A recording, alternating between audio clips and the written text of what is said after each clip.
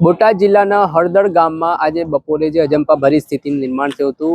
આમ આદમી પાર્ટીના નેતા રાજુ કરપડાએ ખેડૂત મહાપંચાયતની જે સભા છે તે અહીંયા યોજી હતી, કેમ કે મંજૂરી તેમને મળી નહોતી. મોટી સંખ્યામાં લોકો જોડાયા હતા, પણ હળદળ ગામના લોકોએ પણ વિચાર્યું નહીં હોય કે તેમની સાથે આ ઘટના બનશે, કે આજે પોલીસ તેમને ઘરમાંથી કાઢીને તેમને ધસડીને લઈ જશે. આપણી સાથે હળદળ ગામના જે સરપંચ છે, મહિલા સરપંચ, તેમના પતિ છે, તેમની સાથે વાતચીત કરીએ. સોમાભાઈ, સૌપ્રથમ તો જણાવો, પહેલા તો હળદળ ગામમાં હાલ સ્થિતિ છે, લોકોમાં ચિંતા છે, ડર છે, કઈ રીતે જુઓ છો, કેમ કે આજે આ ગામમાં પથ્થરમારો થયો છે?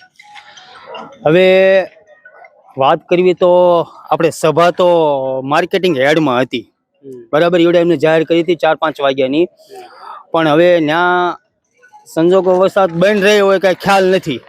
પણ અહીંયા રાજુભાઈ કરપડા આવ્યા અને લાઈવ થયા, બરાબર. લાઈવ થયા એના હિસાબે અહીં પબ્લિક ભેગું થઈ ગયું, આજુબાજુનું વિસ્તારનું, બીજા બાર ગામનું, બરાબર.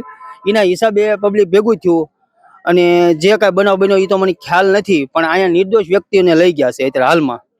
શું માહિતી મળી રહી છે? કેટલા ગામના લોકોને આમ પોલીસ પકડીને લઈ ગઈ છે અંદાજિત? અંદાજિત 3 બસો લઈ ગયા છે ભરીને. શું લોકોનું શું કહેવું છે? લોકોનું એવું કહેવું છે કે નિર્દોષ વ્યક્તિને છોડી દે, બરાબર. જેને જે ધંધારે વિડીયોમાં જોઈ લો, બરાબર, વિડીયોમાં જોઈ લો, જે બનાવ બન્યો હોય ગુનેગારને પકડી લો, હું એમ નથી કહેતો, બરાબર, પણ નિર્દોષ વ્યક્તિને છોડી દો. તમને ખબર હતી કે અહીંયા મહાપંચાયત યોજવાની છે તમારા ગામમાં? ના, નથી ખ્યાલ. કોઈ પરમિશન નથી લીધેલી અને ખ્યાલ પણ નતો અમને. માર્કેટિંગ હેડનું ખબર હતી કે ત્યાં સભા યોજાવાની છે, બરાબર, પણ અચાનક રાજુભાઈ અહીંયા અને લાઈવ થયા એના હિસાબે પબ્લિક ભેગું થઈ ગયું. તો હવે આ ગામમાં ઘણા બધા લોકો છે, માંગ કરી રહ્યા છે કે ભાઈ અમારા જે લોકોને મારી લઈ ગયા છે એમને છોડી મૂકવામાં આવે, તો તમે હવે શું મદદ એમના માટે કરશો? સી રીતના પ્રયત્ન તમારા રહેશે? બસ પોલીસ અને સરકારને એવી વિનંતી કરવી છે કે નિર્દોષ વ્યક્તિને છોડી દે, બરાબર. દાખલા તરીકે અહીંયા સભા ચાલતી હોય, બરાબર, સ્વાભાવિક છે કે આજુબાજુના ઘરવાળા જોવામાં હોય, બરાબર, અને બનાવ બન્યો હોય તો ઘરેથી કાઢીને લઈ ગયા છે, તો એને છોડી દે એવી આશા રાખું છું. ક્યારેક આવું ભૂતકાળમાં બનાવ તમારા ગામમાં બન્યો હોય, આવું કંઈક થયું છે ખરા? ના, ક્યારેય નહીં, પ્રથમ વાર થયું આ. તો આમાં બીજી વસ્તુ એવું છે, લોકો વાત કરતા કહી રહ્યા હતા કે આ જે લોકો હતા વધારે પડતા કોળી સમાજમાંથી આવે છે ને આ સમાજના મોસ્ટ લોકો રોજગારી મજૂરી કરીને રોજગારી ચલાવતા હોય છે, ને એવી જ રીતે લોકો દાડીએથી આવ્યા હતા, ઘટના બની. તો કઈ રીતે જોયું છે? હા, બસ સાંજનો સમય હતો, એના હિસાબે લોકો દાડીએથી આવ્યા હતા, કોઈક હીરામાંથી આવ્યા હતા. સ્વાભાવિક છે અહીંયા આજુબાજુના ઘરવાળા અહીંથી નીકળે અથવા બાજુમાં ઘર છે તો ત્યાંથી પણ લોકોને લઈ ગયા છે, નિર્દોષ લોકોને લઈ ગયા છે અહીંથી.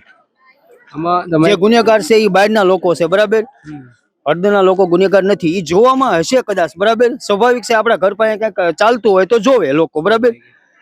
તો નિર્દોષ લોકોને છોડી દે એવી આશા રાખું છું. સાહેબ, તમારી કઈ અધિકારી જોડે વાતચીત થઈ છે, પોલીસ અધિકારી, કે ભાઈ અમારા ગામના અમુક લોકો તમે નિર્દોષોને લઈ ગયા છો, એ બાબતે કોઈ ચર્ચા તમારી થઈ હોય? હા, મારે એક આપણે ભાજપના પ્રમુખ મયુરભાઈ પટેલ સાથે વાત થઈ છે કે ભાઈ નિર્દોષ વ્યક્તિને છોડી દે.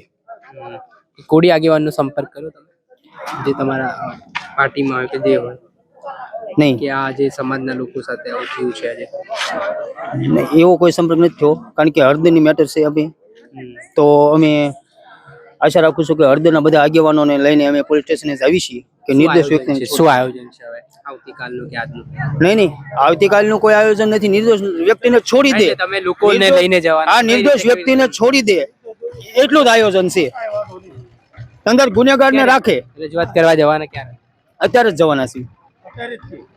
તો હાલ ગામમાં લોકોને આશ્વાસન મળે માટે તમારા શું પ્રયત્ન છે? બસ લોકોને આશ્વાસન એ આપું છું કે નિર્દોષ વ્યક્તિને આપણે છોડાવી દઈશું. ચોક્કસથી આ હતા જે હળદળ ગામના મહિલા સરપંચના પતિ સોમાભાઈ. તેમણે આ ઘટના વિશે માહિતી આપી છે, દુઃખ વ્યક્ત કર્યું છે કે એમની ગામમાં થયું છે, સાથે જે નિર્દોષ લોકોને ખાસ પોલીસ લઈ ગઈ છે તે મામલે તેમણે આક્રોશ વ્યક્ત કર્યો છે, અને થોડીક વારમાં ગામના આગેવાનોને ભેગા રાખીને તેઓ સ્થાનિક જે પોલીસ સ્ટેશન છે ત્યાં જવાના છે. નિર્દોષ લોકોને છોડી મૂકવામાં આવે તે પ્રકારની તેઓ માંગ કરશે. ત્યારે જોવાનું રહ્યું કે આમાં જે ઘટનાક્રમ બન્યો છે તેમાં ઘણા નિર્દોષ લોકો પણ આમાં જે પકડી લેવામાં આવ્યા છે તેમને પોલીસ ક્યારે છોડે છે. દર્શક મિત્રો, આવા જ વિડીયો જોવા માટે નવજીવન ન્યૂઝને લાઈક કરી લો.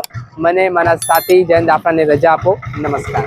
વૈષ્ણવજન તો તેને કહીએ જે પીડ પરાઈ.